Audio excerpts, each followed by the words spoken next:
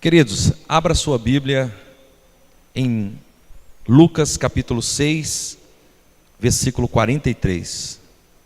Lucas capítulo 6, versículo 43.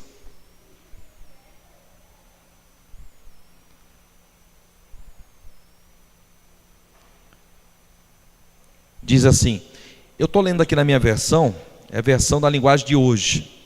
Eu gosto. Lucas capítulo 6, versículo 43 em diante diz assim: a árvore boa não dá frutos ruins, assim como a árvore que não presta não dá frutas boas, pois cada árvore é conhecida pelas frutas que ela produz. Não é possível colher figos de espinheiros, nem colher uvas de pés de urtiga. A pessoa boa tira o bem do depósito de coisas boas que tem no seu coração, e a pessoa má tira o mal do seu depósito de coisas más, pois a boca fala do que o coração está cheio. Eu quero levá-los também a Mateus capítulo 7, versículo 15. Mateus capítulo 7, versículo 15, diz assim: cuidado com os falsos profetas, eles chegam disfarçados de ovelhas, mas por dentro são lobos selvagens. Vocês conhecerão pelo que eles fazem. Os espinheiros não dão uvas, e os pés de urtiga não dão figos. Assim toda árvore boa dá frutas boas, e a árvore que não presta dá frutas ruins. A árvore boa não pode dar frutas ruins, e a árvore que não presta não pode dar frutas boas. Toda árvore que não dá frutas boas é cortada e jogada no fogo. Portanto, vocês conhecerão os falsos profetas pelas coisas que eles fazem. Amém, queridos? Vocês conhecerão os falsos profetas pelas coisas que eles fazem. Pergunta, gente: será que nós temos consciência daquilo que nós estamos fazendo hoje? Se eu olho para uma pessoa e digo assim, isso não é correto, é porque eu estou dizendo que eu tenho um correto dentro de mim. Eu estou olhando e estou julgando a pessoa dizendo que aquilo não é correto.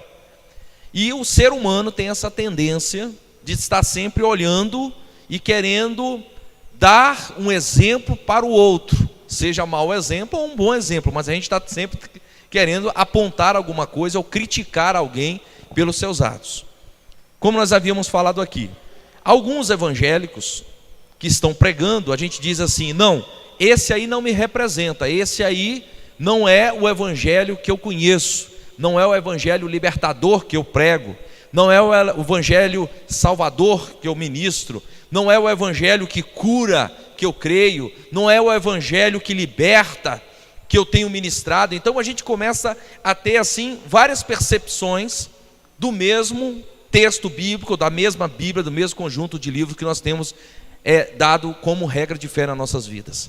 Agora, essa quantidade de evangelhos, ou essa quantidade de interpretações, elas têm suas variações. Se você olhar, como nós falamos no domingo passado, eu falei sobre o cristão, um discurso não vivido, nós pregamos sobre isso. E quando você olha para o cristão e você pergunta, você é cristão? Sou. Qual a sua denominação? Eu sou cristão católico. Aí o outro fala assim, eu sou cristão, qual a sua denominação? Eu sou espírita. Você é cristão? Sou. Você é o quê? Sou evangélico. Então tem o cristão evangélico, o espírita cristão, e tem o espírita e tem o católico cristão. Mas aí o evangélico cristão vai dizer o seguinte, olha, se você não for cristão evangélico, você não tem a salvação. Se você não for cristão evangélico, para o espírita, você não tem a salvação. Então nós começamos a ter essas visões e percepções diferentes sobre o mesmo evangelho. E ainda vai ter mais. Entre os cristãos evangélicos, nós temos uma cadeia de subdivisões. Nós temos os assembleanos, metodistas, presbiterianos, pentecostais, neopentecostais, protopentecostais, neortodoxos, ortodoxos liberais, liberais. E aí nós temos várias teologias dentro desse processo de percepções do texto, que a gente vai ver um universalista, um arminiano, pessoas que são mais ortodoxas, pessoas que têm uma visão mais aberta, e aí você vai encontrar essa quantidade. Aí eu pergunto para você, como que eu vou pregar? Como que eu vou dizer, eu tenho um evangelho verdadeiro? Como que eu vou encontrar na Bíblia e vou afirmar que eu tenho um evangelho verdadeiro e que eu prego um verdadeiro evangelho? Então essa é a grande questão, essa é a grande dúvida, essa é a grande angústia hoje que nós estamos vivendo. Porque nós temos aí um supermercado de palavras, onde você pode comprar e onde você pode buscar o que você quiser.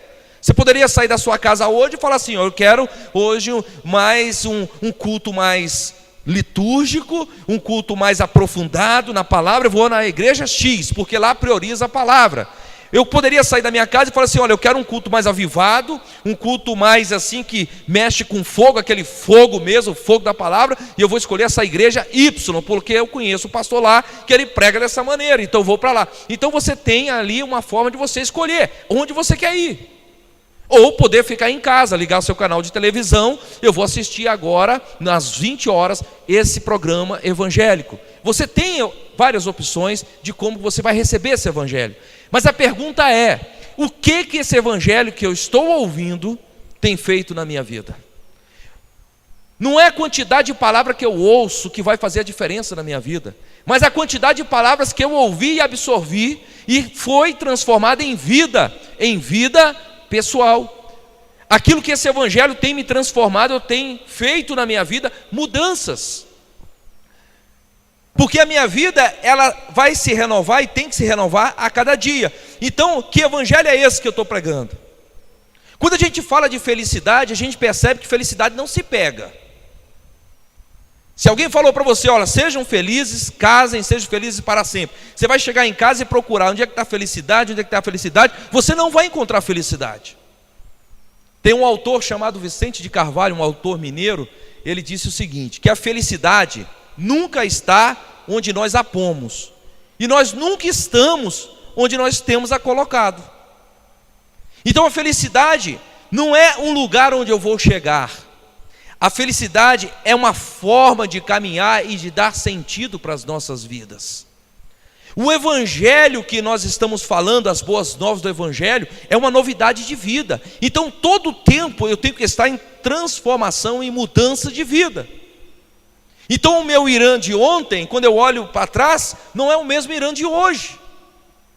O Irã que ficou lá para trás é um Irã totalmente diferente. Por quê? Porque de lá para cá eu já ouvi muitas palavras, e essas palavras elas têm que ter textura, elas têm que dar mudança, tem que trazer transformações, tem que trazer quebrantamento, tem que trazer novas visões, tem que trazer novos sonhos. Por quê? Porque nós estamos em constante renovo. A Bíblia nos fala que nós podemos chorar uma noite, mas pela manhã tem que vir alegria.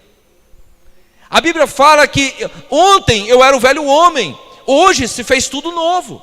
E o que é novo, ela tem que se renovar a cada dia. Então, as misericórdias de Deus se renovam a cada dia. Agora eu pergunto, o que seria esse evangelho que nós temos pregado? Um evangelho que não se pega, uma boas novas que não se materializa. Mas o evangelho que nós estamos vendo aqui, esse evangelho está falando sobre frutos. E aqui está dizendo, nessa árvore dos bons frutos, está dizendo assim, ó, que a árvore boa, ela não vai produzir frutos ruins, ela vai produzir frutos bons. Então essa palavra está nos mostrando que se você é uma pessoa que prega o evangelho, que o evangelho fez efeito na sua vida, você vai ser conhecido pelos seus frutos. Quais são os resultados que eu tenho dado na minha vida? E quais são os resultados que eu tenho visto na minha própria vida para passar para as pessoas? Qual é o impacto que eu tenho dado para as pessoas? Como é que as pessoas têm sido transformadas quando eu estou no meio delas? Então eu tenho que começar a entender, porque o texto está dizendo, cuidado com os falsos profetas. Quem são esses falsos profetas? Eles chegam disfarçados de ovelhas. Nós podemos ter a leitura da palavra, podemos ter o versículo decorado, podemos ter o conhecimento da Bíblia, mas isso não se faz de você um cristão de verdade. Você pode ter o mesmo perfume dos crentes, a mesma roupa do crente, mas nem todo que é crente é uma pessoa transformada pelo evangelho. O texto está dizendo, ele vem como ovelha, mas por dentro são lobos selvagens. São pessoas que têm boca de ouro, pregam com a beleza, a palavra é maravilhosa, mas a vida está distante.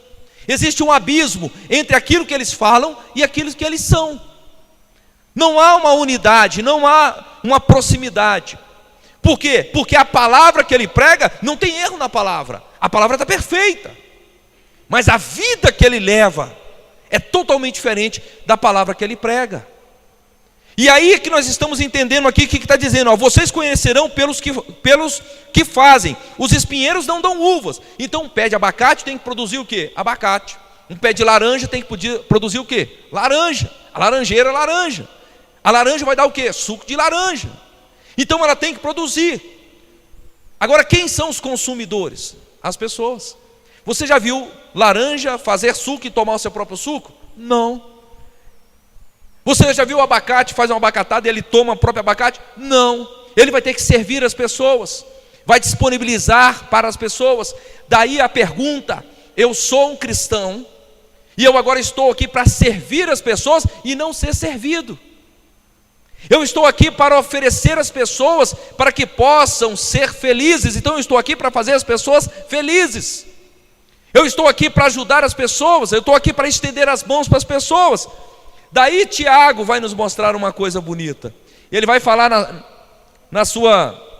no seu texto, no capítulo 2, versículo 2, ele vai falar assim: meus irmãos, vocês que creem no nosso glorioso Senhor Jesus Cristo, nunca tratem as pessoas de modo diferente por causa da aparência delas.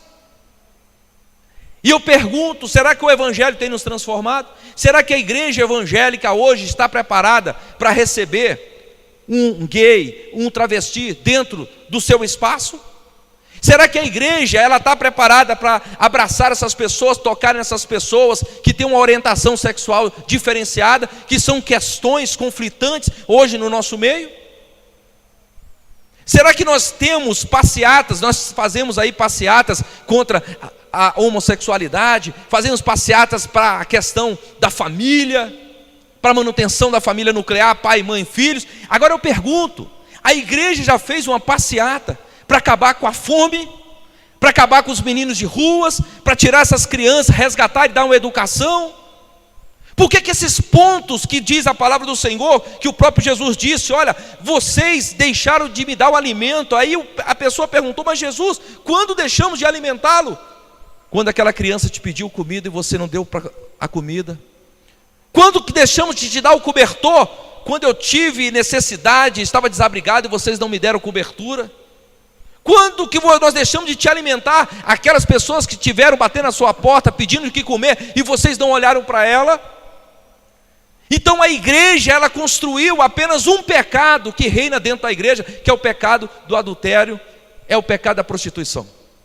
Os outros pecados a gente não se aproxima. Os outros pecados a gente está distante. Hoje nós estamos enfrentando no nosso país, o dia D do nosso país, a votação do impeachment.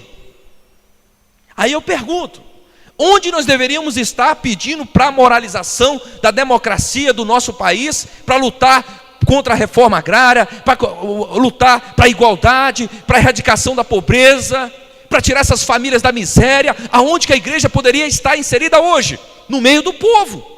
Porque Jesus veio para o meio do povo. Jesus era do meio do povo. Jesus estava no povão. Jesus não estava no templo. Jesus não estava em oração no templo, ele estava no meio do povo. O povo estava em conflito, conflitos espirituais, conflitos com os estados, porque o Império de Roma, eles tinham as suas formas de agir contra o povo, mas Jesus estava no meio do povo, estava ensinando o povo. E o que a igreja tem ensinado? O que a igreja tem passado para essas pessoas? Qual é o exercício da igreja ultimamente que nós temos feito para mostrar? Porque Tiago vai falar o seguinte: se você tem fé, se você diz, meu irmão, que você tem fé, se você diz que ama a Deus, e se você não consegue estender a sua mão para ajudar teu próximo, a tua fé é morta.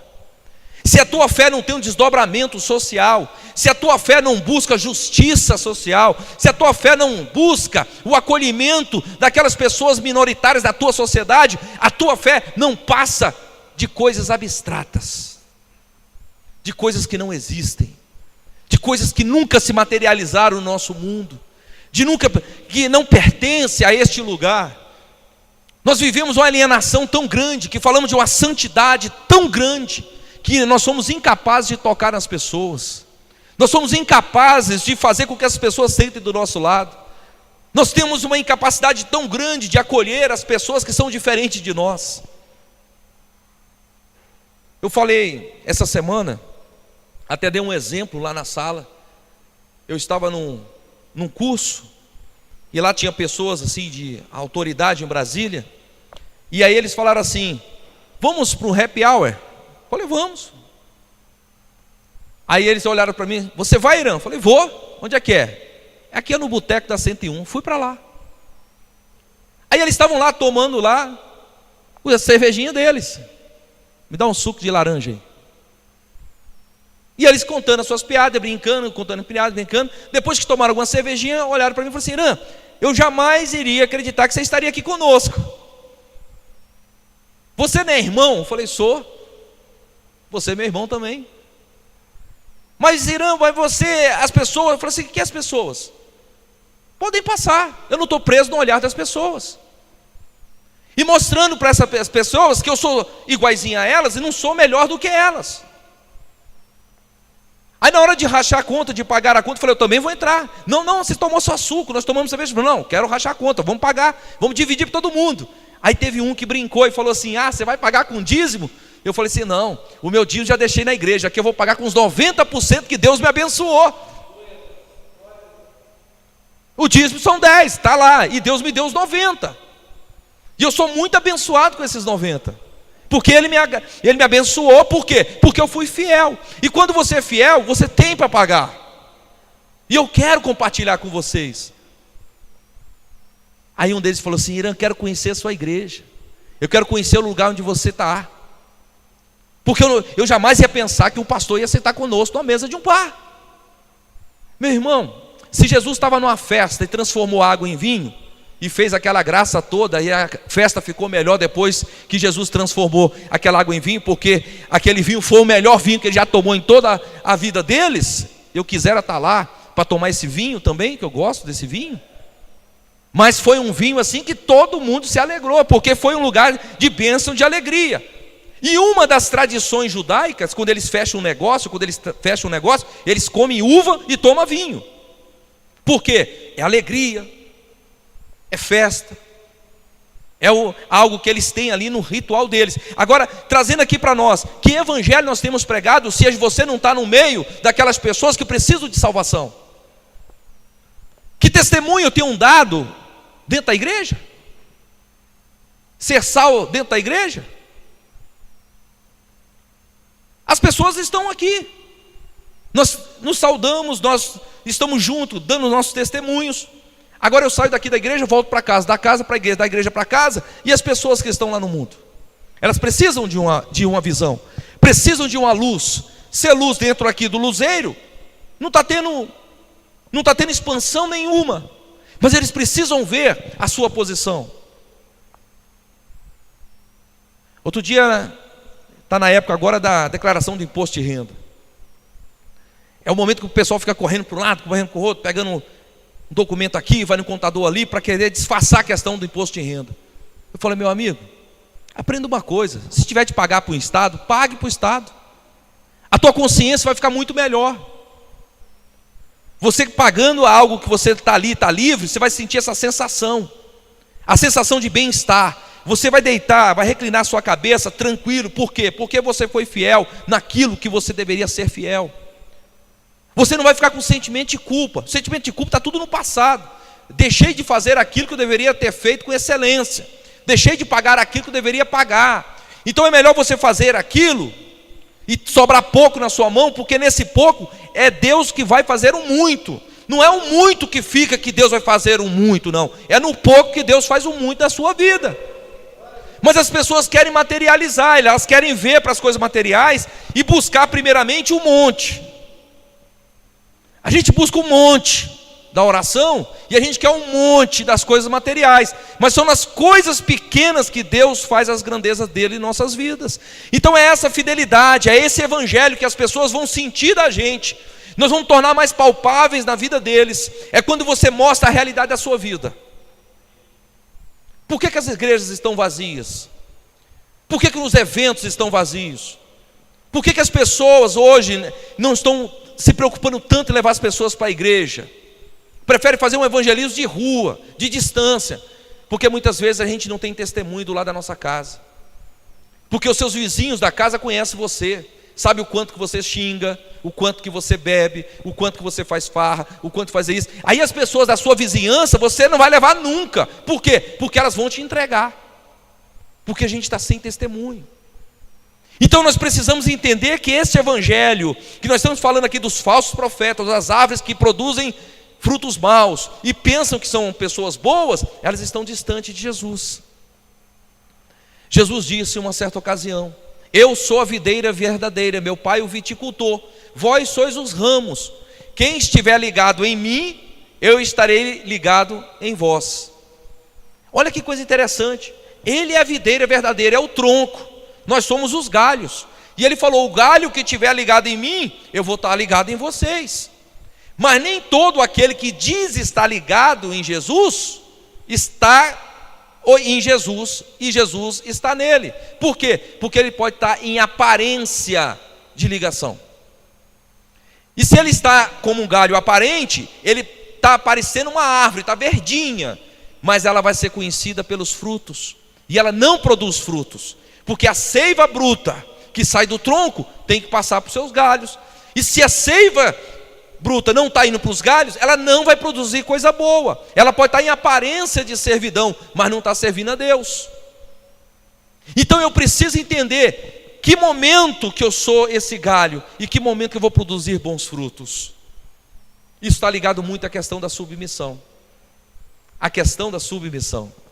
E um dos grandes problemas que nós temos depois da queda de Adão e Eva é nos submeter a outras pessoas. Nós temos dificuldade de nos submeter às pessoas. Quando os jovens perguntam assim: pastor, quem é que vai ser o líder no ano que vem? Ela já quer saber quem vai ser o líder. A partir do momento que eu defino o líder, eu já sei quem é que vai estar na submissão. Quem é que vai ser o líder dos casais? Aí eu já sei quem é que vai mandar e quem é que vai ouvir. E a gente tem essa dificuldade de se submeter. Mas Jesus nos ensina algo tremendo. Ele falou assim: eu sou a videira, meu pai é o viticultor, aquele que cuida, aquele que rega, aquele que dá o necessário para essa planta crescer. Eu sou o tronco e vós sois os galhos. Então ele estava dizendo o seguinte: você tem que aprender que vai ter momento na sua vida que você vai ser galho, e vai ter momento na sua vida que você vai ser tronco. Vou dar um exemplo para você. Você é líder, eu estou aqui como líder, sou pastor. Vocês são os galhos. Quando eu saio daqui, quando eu chego lá na reunião de pastores, lá tem outro pastor que coordena os outros pastores. Lá eu sou galho, porque existe outro tronco lá. Então eu tenho que saber aonde eu sou tronco e aonde eu sou galho. E é esse processo de submissão. Dentro de casa, tem momento que eu sou tronco. Meus filhos e esposas são galhos. Tem momento que minha esposa vai ser tronco. Tem momento que eu vou ser galho. Agora, os meus filhos não podem ser tronco ainda, porque não estão nessa posição ainda. Mas haverá um tempo que os filhos cuidarão dos pais. Eles estarão ali, mas em obediência, em inteira ligação de produção de frutos. Hoje todo mundo quer ser tronco. Hoje todo mundo quer mandar. Hoje todo mundo quer fazer do seu jeito. Daí nós temos um evangelho, e nessas percepções que a gente encontra de tudo quando está ali. Agora vamos ver os frutos. Quais os frutos que nós estamos produzindo como cristãos? Quais as pessoas têm sido abençoadas através do nosso evangelho?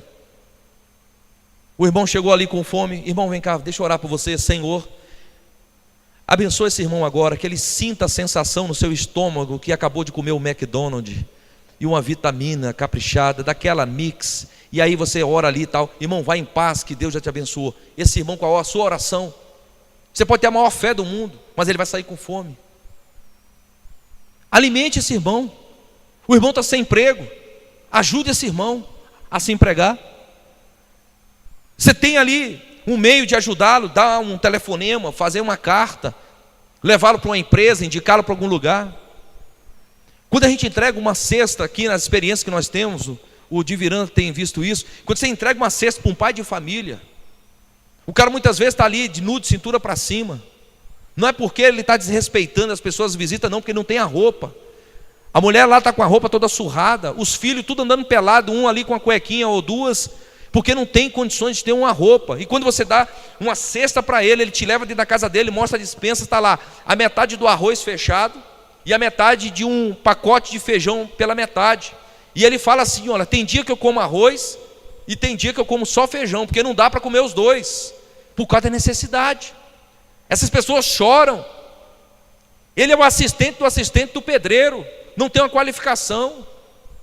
Uma pessoa que não tem uma profissão, uma pessoa que não tem um lugar para buscar. Qual é a dor desse pai quando sai ali deixando 5, 6 crianças e uma esposa com a panela vazia, esperando o alimento chegar? Qual é a dor desse pai? Quando ele chega nas portas e tem não. A maior dor dele não é aqueles nãos que ele recebe lá fora, mas quando ele olha para a esposa e olha para os filhos, e aquele olhar dos filhos olhando para ele dizendo assim: e aí, pai? Essa é a dor maior. É quando nós olhamos para a nossa realidade, quando nós começamos a perceber isso. Então, se a igreja tem um evangelho desafiador, que possamos fazer um movimento, que possamos ir para as ruas, que possamos levar 1 milhão, 2 milhões de pessoas gritando: vamos acabar com a fome do país, vamos dar emprego para os 10 milhões de desempregados, vamos dar roupa para essas crianças, tirar essas crianças das ruas. Nós temos em São Paulo lá uma região onde há muita drogadição, onde pessoas estão andando como zumbis, e cada vez mais a cidade está crescendo, a Cracolândia. Qual é o trabalho que as igrejas têm feito? Como podemos ajudar essas pessoas? Nós podemos fazer esse movimento, mas não, a gente só faz movimento contra o pecado chamado pecado da sexualidade. É movimento contra as questões homossexuais, é movimento contra só isso. A gente não tem outro movimento. Nós não temos movimento para ajudar os sem terra. Você vê que é só pobre fazendo movimento. É claro que esses movimentos MST, existe uma outra banda da moeda. Mas existe aqueles que não têm terra, os agricultores, que estão perecendo no nosso país. Existe uma camada pobre que não tem condições, são manipuladas por alguns líderes políticos. Existem. Mas qual é o papel da igreja? De ajudar essas pessoas. Porque Tiago vai dizer que a verdadeira religião é aquela que acolhe as viúvas, que acolhe os pobres. Em Mateus, no capítulo 4, se você conseguir entender o que Jesus estava fazendo ali naquela montanha, no Mateus capítulo 4, nós vamos encontrar no capítulo 4, versículo 23, diz aqui: Jesus andou por toda a Galiléia ensinando nas sinagogas, anunciando a boa nova do reino e curando as enfermidades e as doenças graves do povo. As notícias a respeito dele se espalhavam por toda a região da Síria. Por isso o povo levava a Jesus pessoas que sofriam de várias doenças e de todos os tipos de males, isto é, epiléticos, paralíticos, pessoas dominadas por demônios. Ele curava a todos. Grandes multidões o seguiam. Eram gente da Galiléia, das cidades de Jerusalém, da Judéia, das regiões que ficam ao lado desse rio Jordão. Aí no capítulo 5, quando Jesus viu aquela multidão, qual era a multidão? De pobre, de aleijado, de paralítico, de pessoas que estavam sofrendo. Aí Jesus viu toda aquela multidão, ele assentou-se, subiu no monte e sentou-se. Os seus discípulos chegaram perto dele e ele começou a ensiná-los: felizes as pessoas que sabem que são espiritualmente pobres. Felizes as pessoas que choram, pois Deus as consolará. Felizes as pessoas humildes, pois receberão o reino de Deus. Felizes as pessoas que têm fome e sede de fazer a vontade de Deus, pois Ele as deixará completamente satisfeitas. Felizes as pessoas que têm misericórdia dos outros, pois Deus terá misericórdia delas. Felizes as pessoas que têm um coração puro, pois elas verão a Deus. As bem-aventuranças para a igreja de Jesus. Quem eram os membros da igreja de Jesus? Os pobres, os paralíticos, os endemoniados, todos os que estavam sendo rejeitados por aquele outro reino de César, que estava ali sem casa, sem terra, sem alimento, sem emprego, estavam sendo levados ali para Jesus para terem esperança. E Jesus se senta com seus discípulos e diz assim: felizes, bem-aventurados sois vós, porque vocês receberão de Deus. E eu pergunto para nós hoje: Qual é o lugar que você tem deixado essas pessoas sentadas do seu lado? Qual é o lugar que nós temos dado para essas pessoas que estão em necessidade? Ou a nossa necessidade é mais importante que a necessidade do outro? As nossas necessidades, ela tem um valor. As necessidades do outro, daquela pessoa que está do nosso lado, ela tem um valor. Será que a minha necessidade, se passar alguns dias, eu posso resolvê-la? E a necessidade daquele outro, ele pode passar um dia, um mês, 2 meses e não vai conseguir resolvê-la. Cada um de nós temos e sabemos onde o nosso calo dói. Mas a palavra de Deus nos fala que devemos acolher o próximo como a nós mesmos. A palavra de Deus nos fala que devemos acolher essas pessoas e dar um lugar para ela, dar um endereço para ela, dar uma identidade para elas. Como eu disse, alguns sociólogos têm mostrado que diante desse capitalismo que nós estamos vivendo, as pessoas que não estão conseguindo comprar, não têm poder de compra, não têm uma identidade social, um trabalho, elas estão sobrando na sociedade. Então esses que estavam aqui sobrando, que são os sobrantes da sociedade, faziam parte da igreja de Jesus. Então esses sobrantes, os doentes, as doenças graves, as pessoas afeminadas, as prostitutas, os paralíticos, epiléticos, as pessoas endemoniadas, são sobrantes da sociedade, porque nós excluímos pelas suas condições espirituais, pelas suas condições sociais, pelas condições naturais, pelas doenças. E aí a gente vai excluindo essas pessoas. Essas são as verdadeiras igrejas, pessoas que Jesus vai dizer: vocês são felizes porque encontraram o reino de Deus. Nós temos que levar esse reino através das nossas ações. Daí quando nós lutamos por justiça social, daí quando nós queremos acolher essas pessoas, nós temos que fazer pela intenção, porque o rito é bonito, mas e a intenção desse rito? O que tem formado em nossas vidas? Nós podemos ter um culto silencioso, toda uma liturgia preparada, um prelúdio, um pós-lúdio, ter o nosso momentinho ali afora, tomar o nosso chazinho, o nosso cafezinho, cada um vai ali para sua casa, come a sua pizza, vai para sua casa. Mas será que isso é apenas o evangelho transformador e vivificador de nossas vidas? Que possamos pensar nisso essa semana. Eu costumo dizer que a melhor palavra não é aquela que te arrepia, não é aquela que te faz gritar, nem aquela que te faz chorar, não, é aquela que não te deixa dormir, é aquela que você bate na cabeça e fala assim: eu preciso melhorar. Olha, aquilo que o pastor falou está mexendo comigo a semana toda, aquilo que o pastor falou está me fazendo me mexer para ir na direção do outro. E essa é a melhor palavra, é aquela que faz a gente sair do lugar, da área de conforto que muitas vezes estamos colocando ou fomos colocados. Não espere que algo venha na sua mão, faça acontecer na sua vida, faça com que essas pessoas sejam felizes através da sua vida. E eu deixo uma pergunta: o que essas pessoas têm recebido através de você? Identifique as pessoas que mudaram a partir do momento que conheceu você. Identifique isso. Comece a identificar essas pessoas. Olha, fulano de tal mudou porque ela me conheceu e a minha vida, o meu estilo de vida mudou a vida dela. Deus quer ser visto através de nós. Deus quer ser amado através de nós. Por isso que ele disse: ame o próximo como a si mesmo. E como que eles verão Deus? Através das nossas vidas. Que a nossa vida seja um modelo para essas pessoas, que a nossa vida seja um exemplo para essas pessoas, que eu e você possamos ser exemplos, que nós procuremos buscar essa simetria, essa igualdade entre aquilo que pregamos e aquilo que estamos vivendo. Aí sim, esse é o evangelho que Jesus vai dizer para nós. É isso que vai nos unir cada vez mais para sermos melhores, para dar esse lugar que essas pessoas precisam estarem do nosso lado. Amém? Porque felizes são aqueles que passam por aflições, porque depois dessas aflições vai vir a recompensa de Deus em nossas vidas. Amém? Que as aflições nos fortaleçam, porque feliz é aquele, como vai dizer Tiago 1,12, né? Bem-aventurado é aqueles que passam por provações, porque depois das provações você vai ver o quanto que você pode suportar em nome de Deus.